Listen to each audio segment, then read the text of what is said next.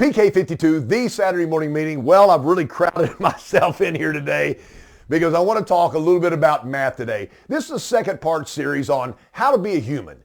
How to be a human. In order to be a human, you have to interact with humans, and that's part of being a human. So what I've got is got some numbers on the wall right here. I right here, charity.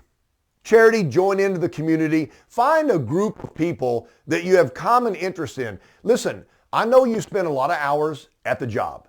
In fact, more hours than probably anybody else you know. But spending a few more hours immersing yourself into a charity to give back to the community, to give back to the country, to give back to the world, changes your outlook. And I know there's a million excuses of why you don't have time to do this, and I'm going to try to change your mind today. So over the last week, I spent some time in Washington State and Idaho with a phenomenal group of people. I mean, just totally enjoyed myself. 5 different sessions, 5 different groups of people in different locations. And I asked them all the same question because I knew I was going to drop this in the second part of being a human on the Saturday morning meeting, and I wanted some numbers from a group. I had some stores that were solid. I had some elite stores in this group. And so we know the numbers are pretty solid. So the first thing I asked was, how many ups a day did you get? And I want everybody to understand, maybe I count ups in a different way. If I spoke to somebody about buying a car at any time, in the future or now, then that's an up. If I talk to somebody in service that currently owned a Toyota, that's an up. Now, a lot of people don't count it that way, but if I'm marketing myself to sell you a car now or in the future, then that was an opportunity or an up. And what they told me is they got 3 to 5 a day. I had one person say about 1 a day, and I'm going like, where are you? I mean, there's ways to meet people, get yourself out of your shell. So 3 to 5, I called that 4 a day. So let's get an average. Work days in a year, salesperson 5.5 days, 5.5 days a week if you don't come in on your days off. And I do that about 250. If you're more than that, you certainly can do your own math. And this is very easy. This is 1,000 ups a year. So I've tried to sell or have a conversation about a vehicle to 1,000 people that are in my dealership per year. And to me, this would be about the average of anybody that is in the beginning first 5 years of their career. Now, everything changes if you're working repeat and referral, but boy, a lot of people say they're doing that and they're still outside standing in the asphalt with 6 other people waiting on a total stranger to show up. That's not working repeat and referral. So average sales per month, they told me it was 12. And I just don't want to put 12 down. And I know that we've come out of COVID and we sold less units and made more profit. But now the world's starting to change and we have to pick up our unit count. So if I take the bottom salesperson to the top salesperson, I'm going to put 15 in. Please use your own math. You know exactly how many cars a month you do. At least I hope you do. There's 12 months in a year. This is simply 180. Okay? So if I do the division right here, that's an 18% closer. If I do the math that they gave me, the 5 different groups, it was a 12% closer. And nobody, how can you be pumped up about this? You know what, Casey? I sell 18% of the people that come to my dealership that are requesting information on a car or currently have a brand that I sell. And I'm knocking that out. So my opportunity would be I'm missing 82%. So I guess if you wanted to be real with yourself, I wouldn't say that I'm a 18% closer. I would say I'm an 82% misser. Again, this is multiple millions of dollars spent by Toyota every year driving people. Your dealership is a multiple $1 million facility. You have brand new inventory in stock. And your dealership spends thousands of dollars a year advertising. And all you're doing is waiting for somebody to come in for an opportunity. So the opportunity is the 820 people that you didn't sell. Some of these people say, I'm not ready to buy right now. I'm probably going to buy at the end of the summer. Well, I don't know. Maybe we call that bulldogging and everything, but we had a conversation. You introduced me to your family. The husband introduced the wife, or you told me what your wife's name was. Wife said the husband's name, talked about where you lived, what you did. And I didn't sell you a car right now.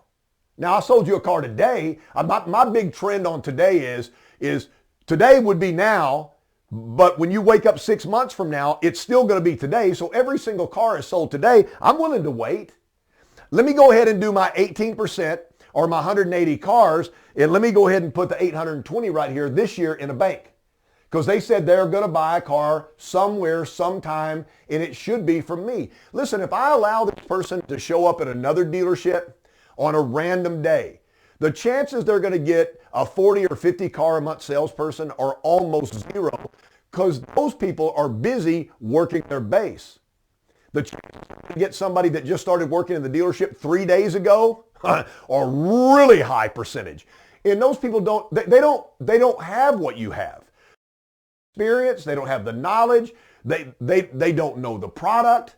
And so this right here is the biggest opportunity you've ever had in your life. And I don't understand why we're not working the 82%, because these people have already bought. To be honest with you, if you're selling 15 cars a month, how many of those people in their mind had already bought a car before you met them? They already decided what they wanted and how much they wanted to spend. And then they showed up at the dealership. And at the end of the month, we go, I sold 15 cars. Did you? Because we have to be, first of all, if we're not honest with ourselves, we can't be honest with anybody else. Did 8 or 9 of those people just come in and buy a car from you because they already did their research and they wanted a car? If that's the case, then you got to take that out of the 15, and then that's how many cars you really had to sell. You had to convince them that your product was the best. You had to convince them that you were the best. And then, you know what? Let's do long term. People that come in and buy by price because they've been shopping around really aren't loyal to you or the dealership. I like the people that are loyal because it grows my base. I don't want to get on too much of a rant, but why would you not join a charity? Let's just look at numbers. I'm selling 180 cars a year. So the first charity that I'm going to join is going to have at least 180 people in that charity. I could be Lions Toastmasters. It could be Optimist. It could be the Rotary Club. It could be, you could go to the Small Business Administration meetings. You could do a church or an organization, men's organizations, women's organizations. Whatever you're interested in. And the excuse is, KC, I work so much that I don't have time. But the people that I know that are excelling, the elite salespeople, and I can call their names, I know them. The elite salespeople out there are the ones that say, okay, I did work 55 hours this week in the dealership, but I spent another 3 hours this week at a charity event or a business meeting, shaking hands and introducing myself. Now, you have to decide, is that going to increase your percentage? Because there's two things. Let's just change colors for a second. Let's do this. I'm going to figure out how I can sell more cars. All right. I can talk to more people. Okay. I just joined an organization that had 180 people. That means that before the end of that year, that's 180 people that know I sell cars for a living. So I've just doubled the 180. You understand my math? Or I can increase the percentage that I close the customer or they say yes. And the way to do that is to find somebody that has to have a car. Let me give you an example. How many in your county, city and county, how many people in your county have wrecked their car and it was a total loss during the calendar year 2023? And I know the answer is you don't know. But how many people in their car need another car? Now you do know the answer to that. The answer to that's 100%. So who's the first person that knows the car's totaled? Be the record driver. Truck driver, the person that has to take the vehicle to a body shop or an impound yard. You know, they know for a fact that if this car's bit like a taco, it is never going to run again. Okay, so if they drop that off at a body shop, it takes up to 7 days for an adjuster to come by and physically look at the vehicle and make a determination of whether they're going to fix the car or pay the customer on their insurance policy. The body shop manager also knows. The body shop manager, the tow truck driver go like, woo, we'll be never fixing that one. I'm going to get $15 a day for storage until they take this out of here. So all I'd ask you is, how many people in your county total loss last year? You know, they don't understand, the people that wreck their car, that the insurance companies are a profit-based company, more than most companies. They're going to make you an offer on replacing your car. That is an initial offer that's going to save the insurance company money. Well, the offer they're making on the car won't replace the car in most cases.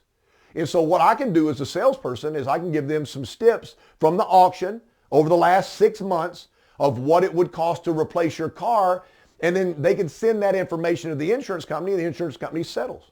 Maybe they say they were offering 18. I send them over that the steps on the car is 22. Maybe they offer it 21 minus their deductible and everything. I just made them $3,000. Why would they not buy their car from me? Well, the first thing I got to do is I got to find that information. I don't want to drag this on till the end of the earth. I put some numbers out here. The U.S. population of people that are 15 to 17 years old in 2023 was 12,883,597. Let's call it 13 million. In a span of 2 years, 13 million kids, major metro knotted up where there's city transit and everything. A lot of kids don't start driving at 16 years old. But if you're 15 miles out of the hub in the suburbs, or you live in a rural community, most people get their driver's license at 16 and either get to drive a car or get a car.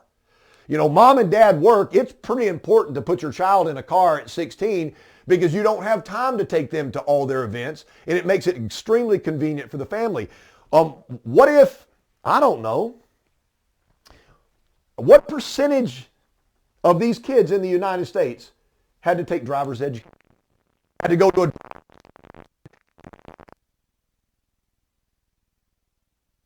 Why would you not find out who the driver's ed teachers are, work with your dealership, make sure when they buy their next car for driver's ed that you give them an invoice, behind invoice fleet deal because they're doing a service for the community. I really want the 16-year-olds to know how to drive. Come on. And then at the end of every graduation, when they graduate driver's ed, show up with a couple of cars, talk about premium, talk about cars that have high resale value, because you know the first car you get is not going to be your dream car. That car is going to go to another car that's going to be closer to your dream car. Let's make sure they get a car with high resale value. So this is, I don't know, this is a 13 million person opportunity right there. Oh, what? And it doesn't end next year because the same amount of people come in every year, 13 million, 13 million, 13 million, 13 million, will be in that 15 to 17 parameter. I'm going to find out how to communicate with these people. I'm going to find out, I want them to know who I am. Babies born in the U.S. last year, 3,745,361. Let's call that 3.8 million. It's so funny when a couple has their first child, how fast they buy a car. Let me say that again. It is almost comical how fast will buy a brand new car. If it's their third or fourth kid, they need a bigger car. If it's a multiple birth, twins or triplets, they need a bigger car. So why would you not find out? It's public record who just had a child. Why would you not communicate? I mean, why would you not meet a couple of OBGYNs or some prenatal nurses and show up at the hospital with a little basket with a keychain in there and an invitation to do business with you and, you know, welcome you and the new child in? I mean, oh my God, Casey, I spend a couple of dollars a piece to put those things together, but why would you not do that? They're going to look for a car. They've got their pride and joy. They're putting in a car. They need a new car. It's crazy, right? CNBC. They have more data research money than I do. And so let's just say they're accurate. I don't know. They said 96% of the workers in the United States right now are looking for or would opt for another job if they could increase their situation or financial situation. 96%. I will tell you, I've been doing this a very long time. If you get a job promotion or you go to another job with a bigger salary, you are standing in line to buy a car.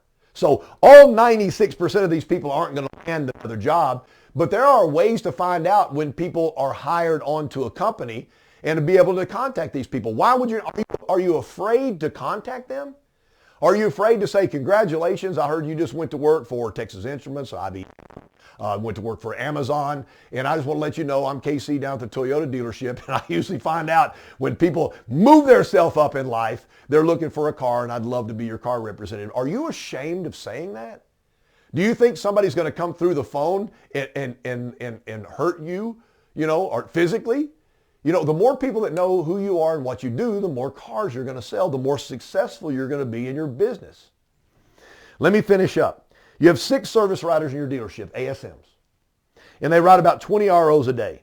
There's 52 Sundays in a year. So I did the math, and I did that times 20. It was 37,560. So 37,560 people are driving your brand of car into your service. They didn't have to come to your service department. They didn't have to come there. They could have come to another service department or to a brand B independent service department, but they came to your service department for a reason. Either there's a warranty claim or they have a prepaid maintenance, or I don't know. But that is 37,560 people that are going to trade your brand of car in, so we can double that because I'm going to sell their trade, and I'm going to go back and meet them. They're not buying a car right now. They'll tell you, walk up, hey, I noticed you're in here in that red RAV4, and I have to ask you this question. It is almost impossible for us to find pre-owned RAV4s out here because every place in the market, Ford dealerships, the independents, they're all buying Toyotas at the auction because Toyotas are really hot. Are you even close to trading or selling your RAV? And the answer 99.9% of the time is nope. Nope, not interested in trading at all. I said, well, I expected that. Don't be mad that I asked, because we are really in a situation where we could use a lot more RAV4s on our pre-owned lot. About how much longer are you going to keep it? Well, KC probably keep it about 2 years. Go to the CRM in a year and a half. Write down what they said. Did they tell you who their spouse was? Did they tell you they had a couple of kids in high school? Did they tell you their child was a phenom pitcher? Because you have a conversation with them. Yeah, my kid on a high school team and looks like he's going to get a D1 scholarship for baseball. Don't forget that. Put it in the CRM. Call them back in a year and a half and go, listen, just thinking about you and reviewing your file. We talked about 2 years. I know I'm a little bit early. How did your kid get the D1 scholarship? Fantastic. And they're like, oh my God, who are you? So I'm a Harry Potter fan, and not the movies. My children were growing up when she sent out all the books, and we read every single book with our kids. And the books were better than the movies, just so you know. But there's a deal called a pensive. You can't keep everything in your head. You can't. There's just too much information going on to keep it in your head. But a pensive in the Harry Potter world, you could take out, I don't need this all the time. I'll put that right there in my little pensive in my database. And when I need it, it's right there. I can draw it back. Well, that's what your CRM is. I don't need to remember everything I said to every single person word for word. I can put it in the CRM word for word, and I will never make a mistake when I call a customer back. These are just a few items. And if I go backwards one more time, closing this out, if the average closing percentage is 18% and the average missing percent is 82%, then I've got to figure out a way to be able to reverse that. Because the more people that know who you are and what you do, the more productive you're going to be. The bigger you make it, the bigger it is. Be a human, introduce yourself, and tell everybody what you do for a living. PK52, the Saturday Morning Meeting.